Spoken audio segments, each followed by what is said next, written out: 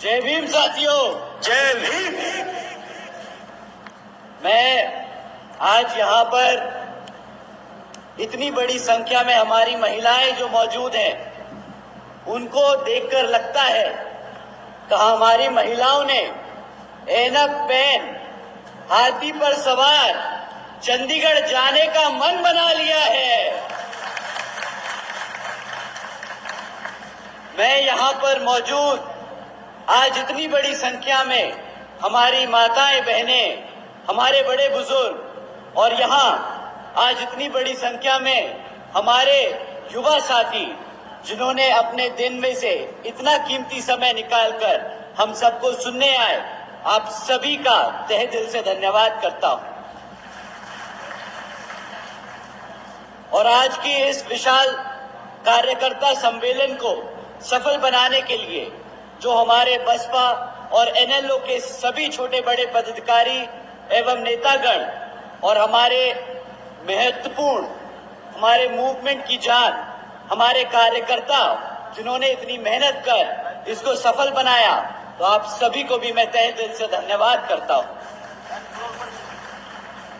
साथियों, यहाँ हरियाणा में होने वाले विधानसभा आम चुनाव के संबंध में कुछ जरूरी बातें आप लोगों के बीच में रखने से पहले मैं अपने सभी संतों, गुरुओं, महापुरुषों को, जिसमें खासकर महात्मा ज्योतिबा फूले, छत्रपति शाहू जी महाराज, नारायण गुरु पेरियार रामा स्वामी जी, बाबा साहब डॉक्टर भीमराव अंबेडकर जी एवं मान्यवर साहब श्री काशी राम जी को नमन करता हूं।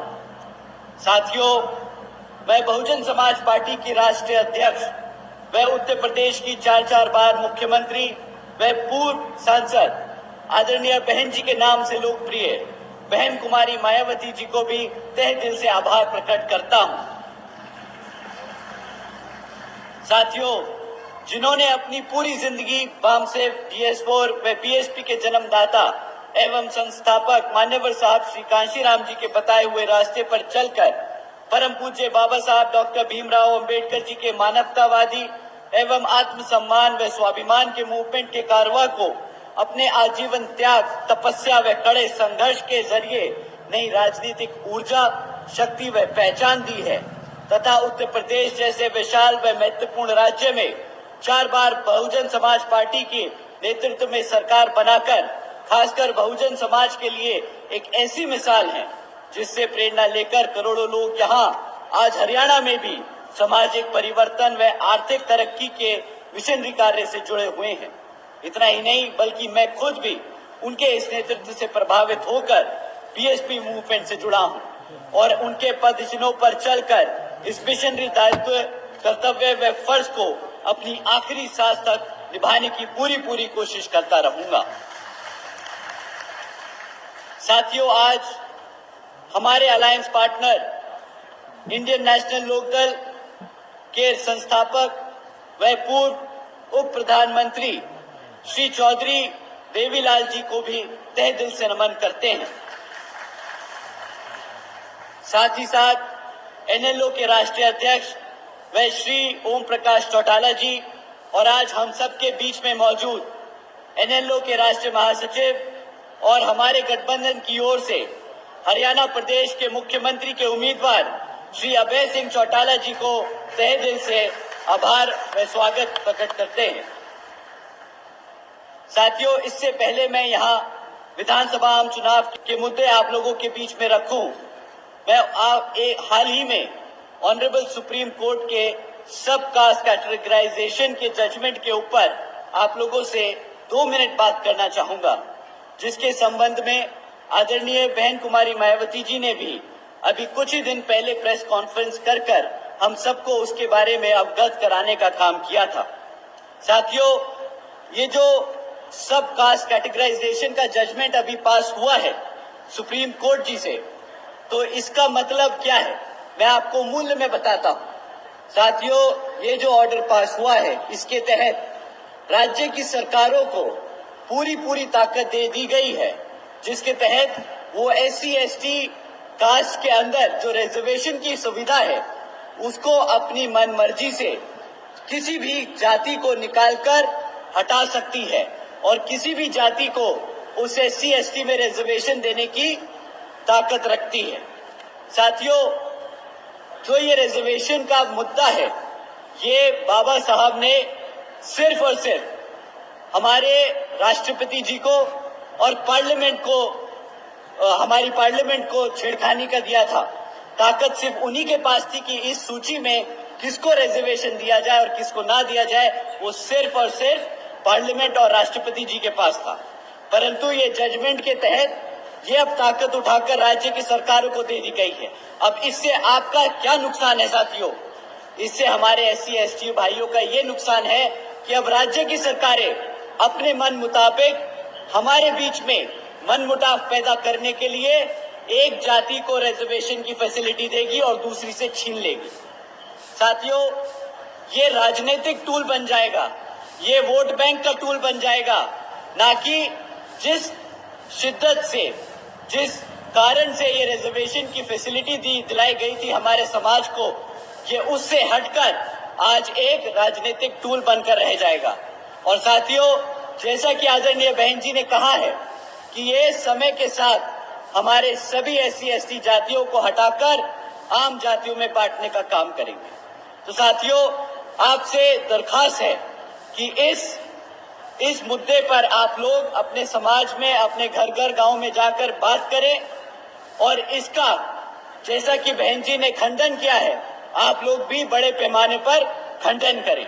आप लोगों से दरख्वास्त है, जिस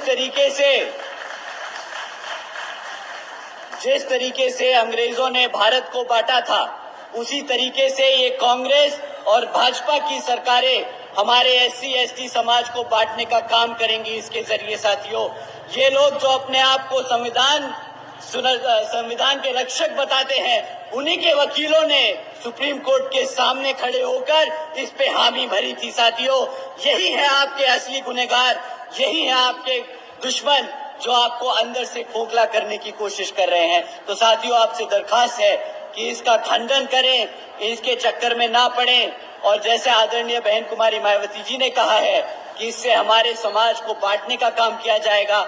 SC/ST एक समाज है, कोई हजारों जातियां नहीं, हम सब एक हैं, तो रिजर्वेशन भी एक है हमारा। अब साथियों, हरियाणा प्रदेश की बात करते हैं तो पिछले 10 साल से यहाँ हरियाणा में भाजपा की सरकार चल रही है और अब जब आम चुनाव हमारे सर पर है तो फिर से आपके बीच में आकर ये भाजपा के लोग आपसे आपका वोट मांगने का काम करेंगे। परंतु साथियों, इस बारी आप लोगों को वोट डालने से पहले आपको इनसे कुछ जरूरी मुद्दों पे सवाल करने होंगे। साथियों, मैं आपसे जाति और धर्म के आधार पर सवाल करने को नहीं कहूंगा। मैं आपसे कहूंगा कि आप शिक्षा पे सवाल करें, रोजगार पे सवाल करें और यहाँ पे आसमान छूती हुई महंगाई पे सवाल करें। ये 3 ऐसी चीजें हैं जो हमारे घर को, हमारे आने वाले भविष्य को इम्पैक्ट करती हैं। साथियों, शिक्षा के नाम पर जब आपको सवाल करना है तो इनके 10 साल का रिकॉर्ड आज ये कहता है कि पिछले 10 सालों में सरकार ने यहाँ पर 5000 से ज्यादा प्राइमरी स्कूल्स को बंद करने का काम किया है। एक तरफ हमारे बच्चों की पढ़ने की संख्या बढ़ रही है और दूसरी तरफ इन्होंने हमारे प्राइमरी स्कूल्स बंद करने का काम किया है। साथियों, इतना ही नहीं बल्कि यहाँ पर हरियाणा में 2200 सीनियर स्कूल हैं, सीनियर सेकेंडरी स्कूल है। आज उनमें हजारों स्कूलों में से ज्यादा प्रिंसिपल तक नहीं है। अब साथियों, आप बताइए कि एक तरफ जहां बच्चों के स्कूल बंद करे जा रहे हैं और बचे कुचे स्कूलों में जहां पर बच्चे पढ़ने जाते हैं वहां पे पढ़ाने के लिए शिक्षक नहीं है, तो अब आप ही बताइए क्या ये आपके भविष्य से खिलवाड़ है कि नहीं? अब आप ही बताइए, अगर आपका बच्चा अगर पढ़ेगा नहीं तो क्या अपने पैरों पर कभी खड़ा हो पाएगा कि नहीं? बताइए, हमारी माताएं बैठी हैं, खड़ा हो पाएगा कि नहीं? जब अपने पैरों पर नहीं खड़ा हो पाएगा तो क्या करेगा? गुलामी ही करनी पड़ेगी ना इन सत्ताधारी लोगों की। बताइए, तो आपको अब समय आ गया है इनको सत्ता से उखाड़ फेंक अपने अभय सिंह चौटाला जी को, माननीय अभय सिंह चौटाला जी को सत्ता में बिठाने का। साथियों, ऐसा कोई सा महीना नहीं जाता शिक्षा के नाम पर जब हम सवाल करें तो इनसे जरूर पूछिएगा कि पेपर लीक की खबरें जो हमें आए दिन सुनने को मिलती हैं उसका क्या इनके पास इलाज है। साथियों, कोई भी ऐसी सरकारी डिपार्टमेंट नहीं बचा जहां पर जिसकी भर्ती की परीक्षा का पेपर ना लीक हुआ हो। सबसे ज्यादा हमारा समाज, किसान भाई, SC ST समाज इन सरकारी नौकरियों के लिए पेपर देता है ताकि सरकारी नौकरी में आरक्षण के तहत उसको रोजगार मिल सके। परंतु ऐसा कोई पेपर ना हुआ जो लीक ना हुआ और इनको बहाना ना मिल गया वो सरकारी नौकरियों को रद्द करने का। साथियों, हकीकत तो ये है कि बीजेपी हो या कांग्रेस, दोनों ही पार्टियां हमारे बच्चों के भविष्य के साथ खिलवाड़ कर रही है। एक तरफ सरकार में रहकर ये पेपर लीक और रोजगार ना देती और दूसरी विपक्ष में बैठकर आपके बच्चों के लिए आवाज नहीं उठाती। अब आप ही बताइए इनमें से कोई भी पार्टी को हक है सत्ता में रहने का कि नहीं? बताइए, कोई हक है इनको? नहीं। साथियों, एक तरफ भाजपा और कांग्रेस है जो गरीब विरोधी नीतियों पर चल रही है और दूसरी तरफ हमारी आदरणीय बहन कुमारी मायावती जी की नीतियां हैं, जिसके तहत चलकर यूपी में बीएसपी की सरकार ने सावित्रीबाई बालिका आशीर्वाद योजना चलाई थी, सावित्रीबाई फूले बालिका शिक्षा योजना चलाई थी, जिसके तहत 7 लाख से ज्यादा बच्चियों को 12वीं तक की शिक्षा के लिए आदरणीय बहन जी ने 600 करोड़ की लागत लगाकर इनको पढ़ाने का काम किया था। इतना ही नहीं साथियों, आदरणीय बहन जी ने अपने शासनकाल में यूपी में 6 engineering colleges, 2 homeopathic colleges, 24 polytechnic, 2 paramedical colleges, 6 universities, 2 से अधिक इंटर और डिग्री कॉलेजेस, 100 से अधिक ITI, 550 से ज्यादा हाई स्कूल और 5,500 से अधिक प्राइमरी स्कूल्स बनाने का काम किया था साथियों।